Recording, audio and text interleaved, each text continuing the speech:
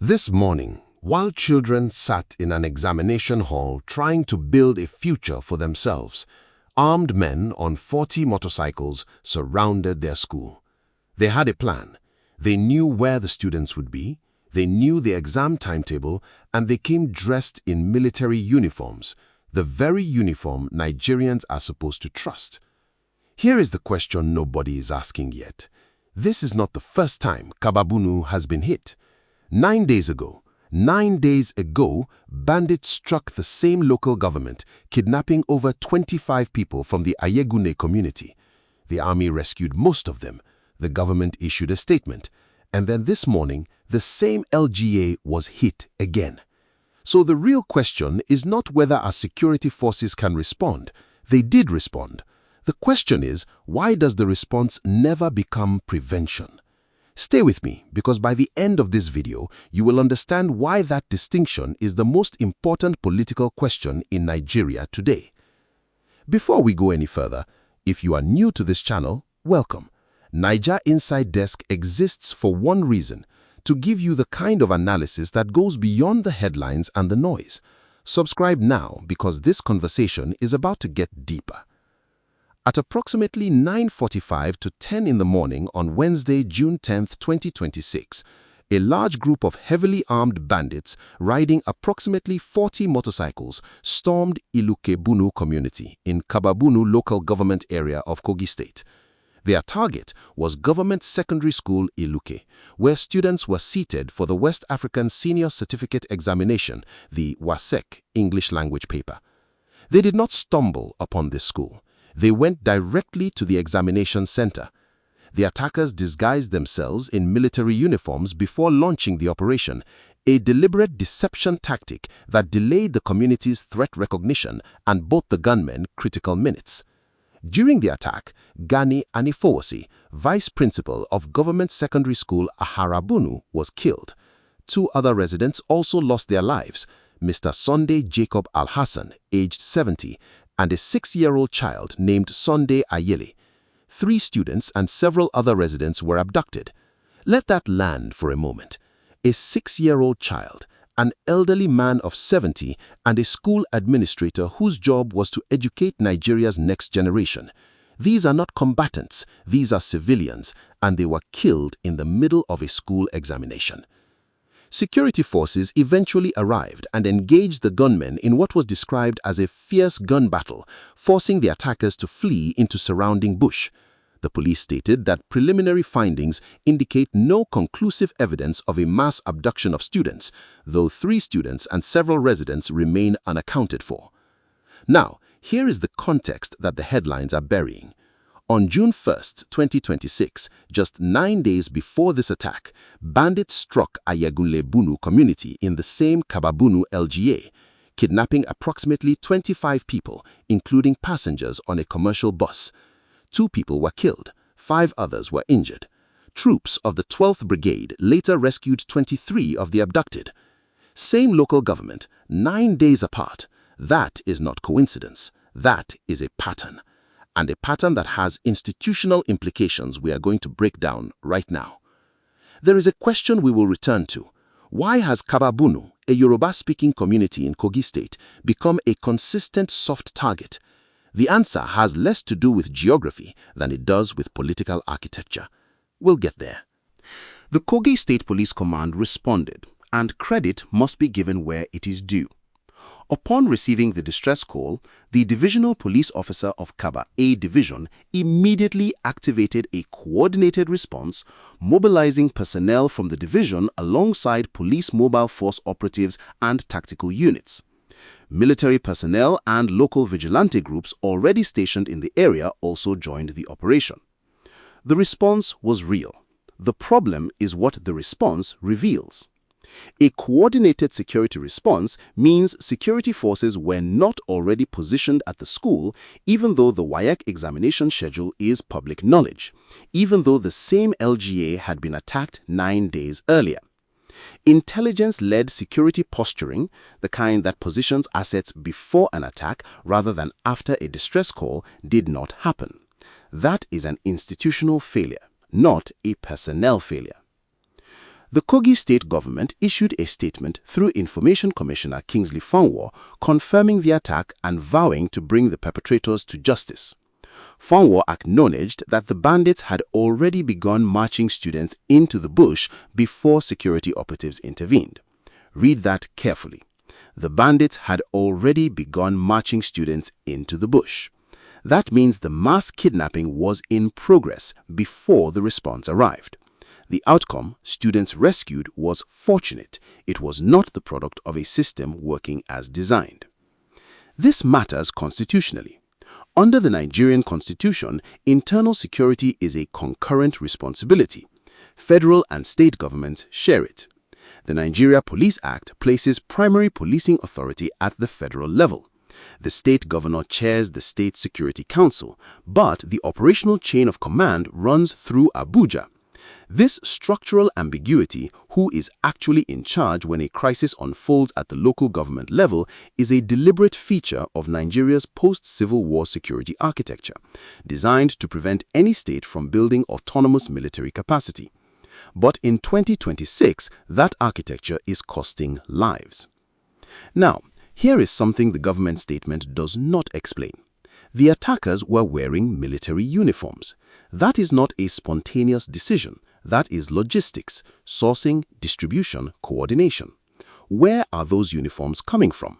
That question has never been answered publicly for any of the previous attacks where the same tactic was used. Now, why Kabba-Bunu specifically? Kabba-Bunu is in Kogi's Okun axis, the Yoruba-speaking belt of the state that has historically felt politically marginalized within Kogi's governance structure. Community leaders, youth groups, and civil society organizations in the Okun land axis have spent years intensifying calls for stronger security measures, warning that persistent attacks are threatening livelihoods, education, and economic activity across the region. When a constituency feels that the state does not protect it, it becomes easier to exploit. Bandits do not operate in vacuums, they operate in political atmospheres where communities lack institutional trust and where the cost of resistance exceeds the capacity of the state to provide it. Now, let us zoom out to the national political layer. Data covering school kidnapping incidents between May 2023 and May 2026 shows that at least 9 mass abductions have occurred under President Tinubu's administration, involving 551 students and school staff. That figure represents a sharp increase compared to the first 3 years of the Buhari administration, involving 110 students, a roughly 400% rise in victims. 400% in 3 years. Separately, between March 2024 and May 2026, more than 600 students and teachers have been abducted from schools across Nigeria. These are not statistics, these are children, and behind every number is a family that sent a child to school and did not get them back. Now, the 2027 political dimension. Peter Obi, running as the NDC presidential candidate, moved quickly. In a statement released via his official X account, Obi described Nigerian children as pawns in a deadly ransom economy, noting the attack came barely 3 weeks after more than 40 school children and their teachers were abducted and remain in captivity. Obi argued that targeting educational institutions creates a psychological barrier to school enrollment and worsens Nigeria's out-of-school children crisis, disproportionately forcing young girls out of formal education due to fear. Obi's framing is strategic as much as it is moral. By linking the Kabba attack to a pattern, 40 students 3 weeks ago, 3 students today, he's building an indictment of the Tinubu security record that will be central to his 2027 campaign. Insecurity is not a northern problem. Insecurity is now a Kogi problem, a Kogi Yoruba problem. That has implications for the Southwest Bloc whose political loyalty Tinubu has counted on. Who is conspicuously silent so far? The presidency. As of the time of production, no statement has emerged from Aso directly addressing this attack. The bandits struck during a WAEC examination. The WAEC calendar is published months in advance. If state and federal intelligence services cannot generate threat assessments around publicly known gatherings of children in a previously attacked LGA, what exactly are they producing? The Kogi attack has consequences that extend well beyond the Bunu district. First, education. WAEC examinations are a national institutional process. When bandits can calculate that attacking an examination center gives them a predetermined concentration of students at a known location and time, they have effectively turned Nigeria's examination calendar into an operational planning tool. This deepens Nigeria's out-of-school children crisis, and the fear it generates disproportionately forces girls out of formal education. Nigeria already has the highest number of out-of-school children in the world. This attack does not create that problem, it deepens it. Second, the ransom economy. Peter Obi's characterization of children as pawns in a deadly ransom economy points at something structural. Kidnapping has become a revenue stream, not just for terror, but for organized criminal enterprise. And that enterprise is sustained by ransom payments. The federal government's official position is that it does not pay ransoms, but families pay ransoms, communities pay ransoms, and every payment funds the next attack.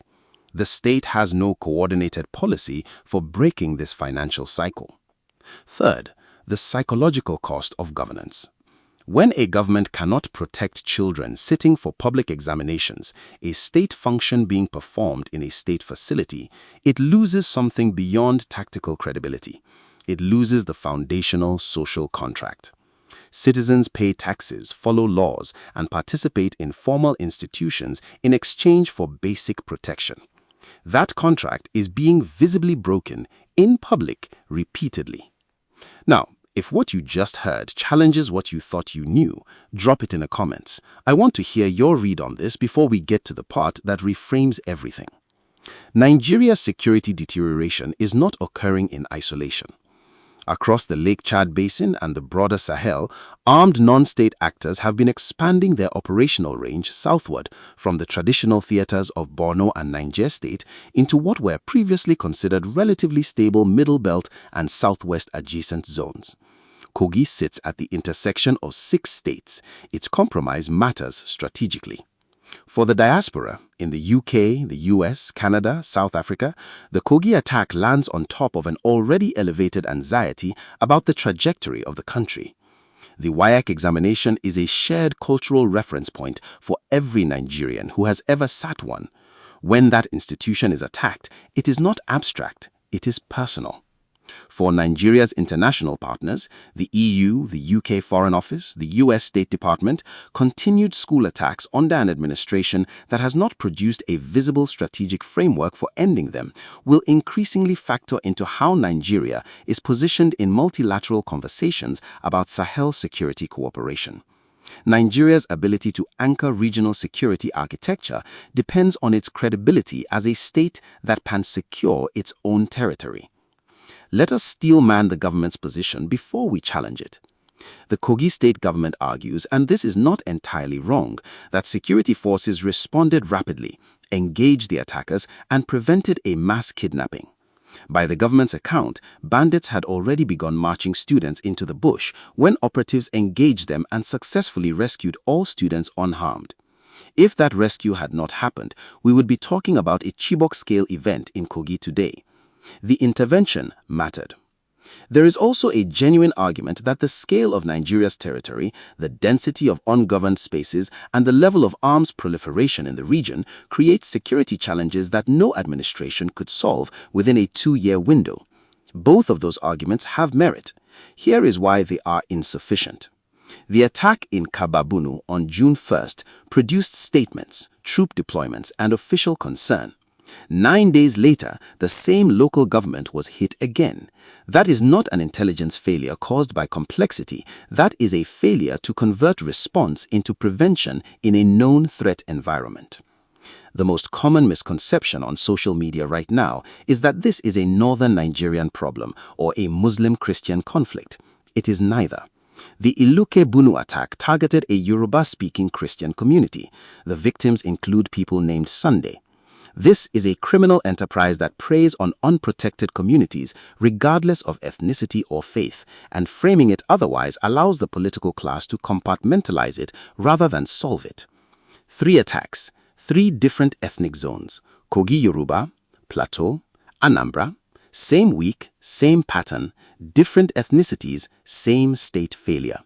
If the analysis stays tribal, the solution will stay tribal. And the bandits know that.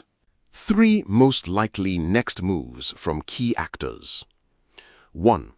The Kogi State government will intensify security deployments in Kabba-Bunu, hold a stakeholder meeting with community leaders, and issue further statements vowing justice. This is the established pattern after every attack.